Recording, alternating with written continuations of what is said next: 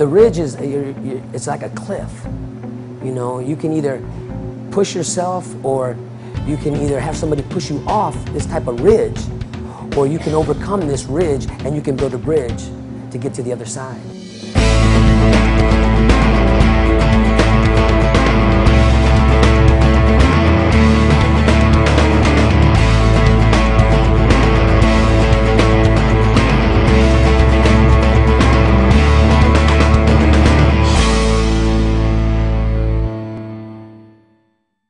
The Ridge Project actually came out of our vision that was born out of our own difficulties and struggles. What motivates me is my own family. When my husband went to prison in 1991, we looked around and saw that there really was no support for families going through incarceration. I got 2 sons and a daughter. I met my daughter in a prison visiting room. My sons grew up visiting me in a prison visiting room. In 1993, my husband and I in a prison visiting room were sitting and talking about what we wanted to do to make a difference, not only for our own kids, but for other families going through the same thing and for other children. To see the heartache and pain that they had to go through, and they were innocent, is part of the driving force. We came up with the name Keeping Faith, and we were like, wow, keeping families and inmates together in harmony, and with a real focus on fathers taking the rightful place, and healthy families, and helping children not follow in the footsteps of their fathers. That keeps me wanting to come back in here and not see other fathers' children look like they looked. And then there's my wife, who is truly as a warrior. Do I feel no shame when I say nothing to you?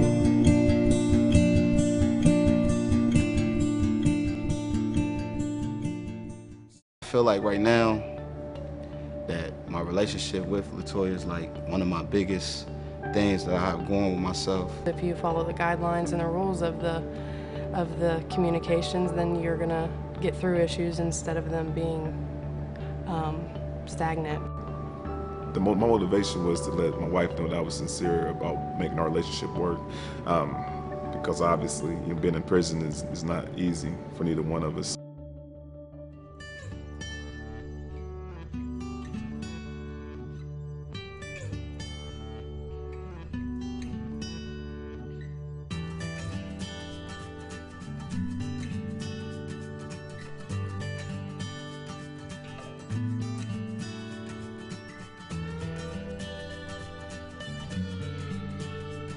I live my life upright and full of virtue. I'm a man of integrity. Hey, my name is Rogelio Sanchez. I'm from Toledo, Ohio. For myself and all those around me, I do not use my freedom to imprison others mentally or physically. In the program, the first program that started there, they told me about it. They told me what it involved. It involved communication with your spouse. So I was very interested in it because me and my wife, we didn't really have good communication. I'm grateful. I strive to achieve my highest potential. I live my life in moderation.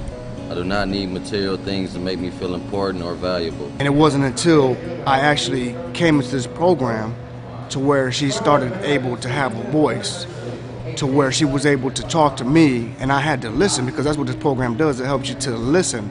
I've learned from pain and suffering. I will not use pain and suffering as an excuse to fail, because I am free. Well, you should see the first time she spoke to me, looked me in my face. I mean, I could see the nervousness in her eyes, like she was on a job interview or something like that. And when I seen that in her face, it helped me realize that I'm not being the man that I need to be to my wife. Not come from others, but from doing what is right and just in all things. I'm confident. I'm neither arrogant nor boastful. And at the time, the Ridge Project wasn't available to help me change. What do I got to do? So over the years, I'm trying to be a better man, but there was really no program that's teaching me how to communicate. I am patient. I do not lose my temper when I do not get my way. We signed up for the program. My wife shows up. We're sitting in the chapel area where they run the program at, and my wife shows up, and I'm gonna tell you something. That took me all the way back to elementary school, because I remember when we had certain functions for elementary school, be it programming, musicals, things like that, I would look out in the audience and no family there. I had no family there. My mother couldn't show, my father, nobody showed up. or give up when I encounter resistance. But when I seen my wife come to this program, it made me feel like I was back in elementary school, and that parent walked in and was there for me. And when I see my wife walking in, it just brought this smile to my face to say, she's really here for me, and she really wants this. I'm a man worth following. And I can honestly say that while I'm sitting here talking to you, this is not fake. This is genuine. I've been in office for 25 years, and I have grown generally skeptical of many programs because so many of them, in the end, prove not to be very successful in their mission. Because I tell you what, the moment you tell somebody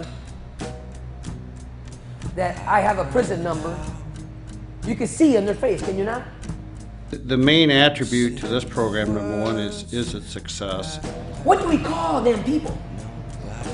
I mean, what do you mean, what do you call them? Do we call them inmates? Do we call them convicts? I tasted the ground. It's important because in the end, one of the main pillars of strength of our community and indeed these United States of America is fatherhood, dads being involved in their children's lives and their families' lives. How is he going to overcome that when the children in his neighborhood, they're having a slumber party, but they don't want to invite him? Don't invite him, his dad's in prison. Don't invite her to the Girl Scout meeting because her dad's in prison. This project has been very successful in reuniting families, and in particular after the fathers leave prison, keeping them home and out of prison. Or ex-cons. But when you're talking to him one-on-one, call him by his name. And to have a successful program that achieves results in that area is absolutely astounding. The guys are very eager to get this. They're very eager to mend their relationship, which they've never had. Now they're seeing a relationship that if they'd had before they come here, they wouldn't have never come here. When I got to the institution, I probably was here a month, and guys like Mr. Ballard, they got at me, was like, Lampkin, you ain't gonna believe this. You don't have many programs that promotes you having interaction with your children and your loved ones. And I didn't believe it. Once I got down there and I entered that environment, and I got a bite of what they were putting down as far as their curriculum and the things that they was trying to bring out of us. Because see, our children need us very bad, and even though we in this situation, we still have an influence on their lives. And I just can't explain the impact that the Ridge Project has had on my children. Some individuals are doing short periods of time, some are doing long periods of time, but to still have the interaction with your children, to have a part in their lives, being incarcerated, really what touched me about the program. And I give my own children gifts. I do for my own children. But when the Ridge Project showed up at my house, dropping gifts off to my children, saying, that's from Daddy. To be able to spend time with your children, to show how to build relationships, not only with just, you know, your significant other, but also with your children in every aspect of your life. My wife, they handed my wife a gift. She felt like she grown, a grown woman. She was about to cry, you know.